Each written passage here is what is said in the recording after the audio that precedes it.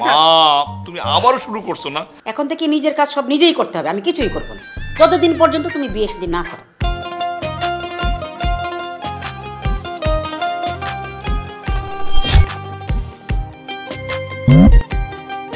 আমার মেয়ে কিন্তু খুব ভালো রান্না জানে।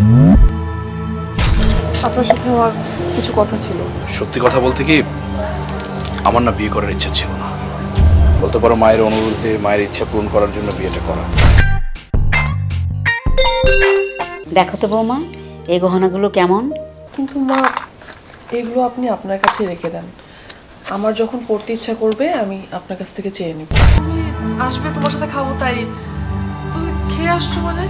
দেখো, এত ছেলে মানুষও করবো না তো। মা মা তোমার কিচ্ছু হবে না, কিচ্ছু হবে না। কি বলতে চাও বলো তো? তোরা ভালো থাকিস, তোরা ভালো থাকবে। তোমার ফেসবুকে অ্যাকাউন্ট নেই? হ্যাঁ আছে তো। তুমি যখন অফিসে থাকো, আমার কাজ শেষ করে সারাক্ষণ তো ফেসবুকে পড়ে থাকি। আমার সাথে দুই নম্বরই করস, পরকিয়া করস। আমি তোমাকে সবকিছু খুলে বলবো, আমাকে আপাতত একটু যেতে দাও। এই বল্টু, ওরে দইরা জীবনে শিক্ষা দেয়া দেয়। আরে ধর তো। একদম আরে ধর। আরে